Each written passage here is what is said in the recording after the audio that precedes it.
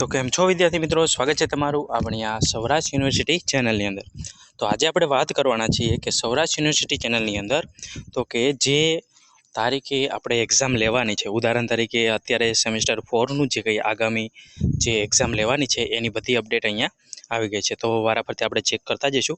આ વખતે થોડુંક ખાસ ધ્યાન રાખીને જોજો, કેમ કે અમુક ચેન્જીસ થયા છે જે તમારા ધ્યાનમાં આવે એટલી માટે કહું છું, રાઈટ। તો ઉદાહરણ તરીકે જોઈએ તો કે અહીંયા કને BA રેગ્યુલર એક્સટર્નલ જે સેમેસ્ટર 4ની 15 તારીખે જે એક્ઝામ જે રહી એમની ચાલુ થવાની છે। ઉદાહરણ તરીકે લગભગ હોલ ટિકિટની પણ આગામી તમને અપડેટ આપણે ગ્રુપની અંદર અને વોટ્સએપ ચેનલની અંદર આપવામાં આવશે, જે તમને ટેલિગ્રામ ચેનલની અંદર મળી જશે। ટેલિગ્રામ ચેનલ તમે સર્ચ કરો સૌરાષ્ટ્ર યુનિવર્સિટી તો તમને બધી માહિતી ત્યાં મળશે। ત્યારબાદ BA રેગ્યુલર એક્સટર્નલ છે। હવે અહીંયા એક લખ્યું છે સેમેસ્ટર 2 એક લખ્યું, તો આ સેમેસ્ટર 2 કયા છે? તો કે આ સેમેસ્ટર 2 એ છે કે જેમને ગયા વખતે સેમેસ્ટર 2ની એક્ઝામ આપી હોય, પરંતુ આ વખતે જે વિદ્યાર્થીઓ ફેલ થયા હોય, ફેલ એટલે કે મતલબ એ વખતે એમને કેટી આવી હોય તો એ વિદ્યાર્થીઓ છે એમની માટે આ એક્ઝામ છે। એટલે સેમેસ્ટર 4ની પણ હશે અને સેમેસ્ટર 2ની, એટલે આ બંને જે એક્ઝામ જે છે ને એ હારે જ રહેશે। એટલે કે કોઈ વિદ્યાર્થી સેમેસ્ટર 4માં હોય પરંતુ એમને સેમેસ્ટર 2ની અંદર કેટી આવેલી હોય તો એમને એ જે પેપર જે રહ્યું ને એ બપોર પછી એમને દેવું પડશે।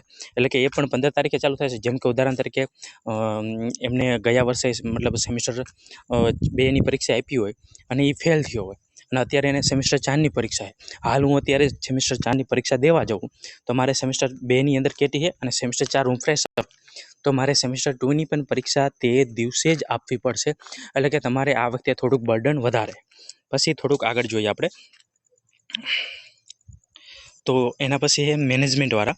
એની અંદર જો અહીંયા કને MA ઓલ રેગ્યુલર એક્સટર્નલવાળા શું થાય છે, BBA મેનેજમેન્ટ મતલબ મેનેજમેન્ટમાં જે પણ કંઈ કોર્સ આવે એમને પણ 15 તારીખે છે। અહીંયા એક ખાસ કરીને તમે ટાઈમમાં જોજો, કેમ કે ટાઈમ ઘણો મહત્ત્વનો રહેશે। ત્યારબાદ આપણો સાયન્સ જે વિભાગ જે છે એની વાત કરીએ તો સાયન્સ વિભાગની વાત કરીએ તો અહીંયા BCA લખ્યું છે 2016 વાળા, 2019 વાળા અને 2022 વાળા।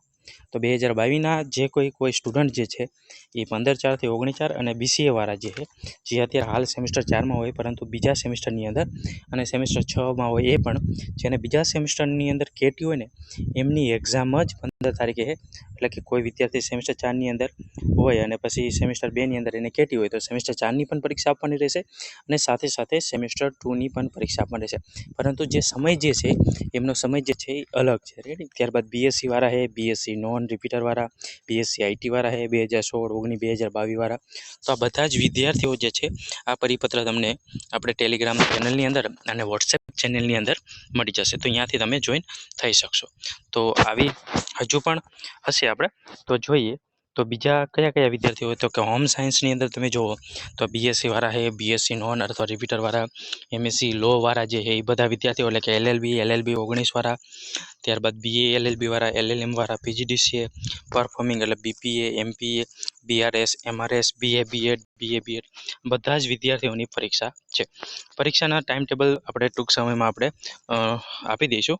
અને આ પરિપત્ર થોડોક વહેલો આવી ગયો હતો પણ આપણેથી થોડોક વિડીયો મોડો આવ્યો, કેમ કે આ વખતે કન્ફર્મ થાય પછી વિડીયો બનાવવાનો હતો એટલે માટે, કેમ કે બંને સેમેસ્ટરની પરીક્ષા હારે છે એટલે એ પણ એક ખાસ તમારે ધ્યાનમાં રાખવું પડશે। તો આવી નવી અપડેટ જોવા માટે અમારી ચેનલને સબસ્ક્રાઈબ કરો। જય હિન્દ, જય ભારત।